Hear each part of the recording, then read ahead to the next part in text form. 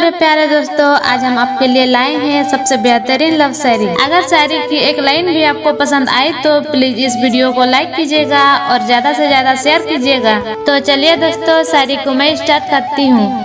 पास नहीं हो फिर भी तुमसे प्यार करते हैं, पास नहीं हो फिर भी तुमसे प्यार करते हैं। देखकर तस्वीर तुम्हारी तुम्हें याद करते हैं, देखकर तस्वीर तुम्हारी तुम्हें याद करते हैं।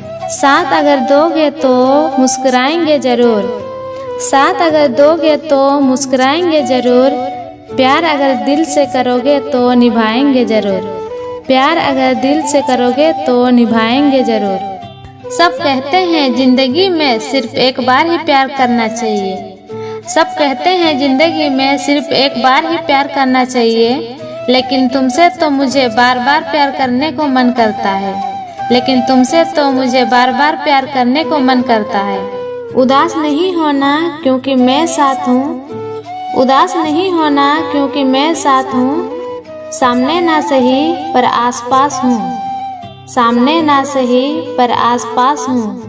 पलकों को बंद कर जब भी दिल में देखोगे, पलकों को बंद कर जब भी दिल में देखोगे। मैं हर पल तुम्हारे साथ हूँ, मैं हर पल तुम्हारे साथ हूँ। चांदनी चांद से होती है सितारों से नहीं, चांदनी चांद से होती है सितारों से नहीं। और प्यार एक से होती है हजारों से नहीं, प्यार एक से होती है हजारों से नहीं।